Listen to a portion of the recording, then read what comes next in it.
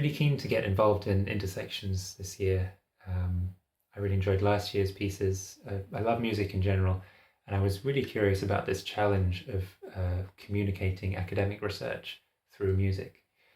I thought it would be really difficult to translate my research into musical concepts, but Ellie was full of great ideas from the start, and it was fascinating to get an insight into her process as a composer. I knew I wanted to work with Matthew when I realized we had the shared philosophy that art is an excellent medium for sharing ideas. And as a composer, it's really important to me to write music that is both inspired by and directed towards the world around me. Ellie asked me at the beginning of our collaboration, what would you like the audience to take away from this? And I thought that was a really great question for anyone to use as a starting point, whether it's for preparing a talk for a conference, writing an academic paper, or as it turns out, composing a piece of music. So my research is on New Caledonian crows and the tools they use for foraging. These are birds endemic to the islands of New Caledonia in the South Pacific, and they're famous for making and using a few different types of tools to extract invertebrates as their prey from holes in trees and other places they can't quite reach with their bills. One tool type that I've been particularly interested in we call a hooked stick tool, which is, as the name suggests, a stick with a small hook at one end. Admittedly, biology has not been my strongest subject, but I found while working with Matthew that his research ended up being a lot more accessible and relevant than I had initially anticipated. We know that crows make these hooked stick tools from a number of different plant species, which is interesting because it raises the question of whether some plants are better than others for making these tools.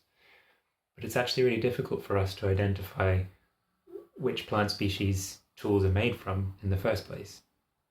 That's because it's very difficult to observe the birds making tools in the wild, and also the amount of processing that goes into manufacturing the tool means that the final tool looks very different to the plant that it originally came from.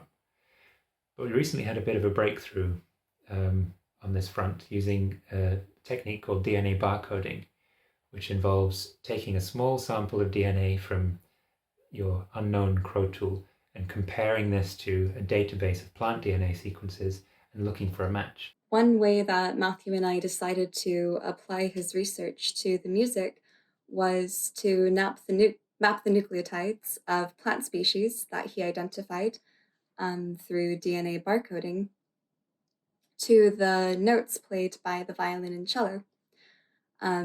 This ended up working quite beautifully on the open strings of both instruments because the nucleotides, the four nucleotides, are abbreviated with the letters A, T, C, and G.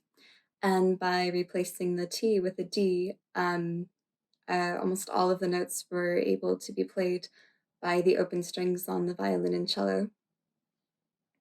Another way that we integrated his research with the music was to use the idea of the hooks that the crows build with their beaks um, into the glissando shape played by the violin and the cello, particularly towards the end of the piece.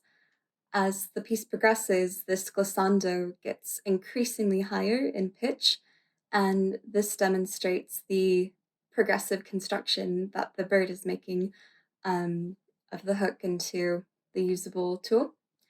I also like the more abstract idea that our understanding of the world around us is an ever increasing curve, and how through little steps, like Matthew's research, we are ever understanding more. And I had a really good time working with Matthew, and I'm grateful for this learning opportunity. I'd like to thank the performers for their excellent efforts, Matthew for helping me with this project, and Bari for making this all possible. I hope you enjoy. I think it's a really beautiful concept to for her to have extracted music from the DNA of these tools. It was a pleasure working with Ellie on this project. I'd like to thank her for all her hard work. Thanks to the musicians as well, and to Intersections for giving us this opportunity to collaborate.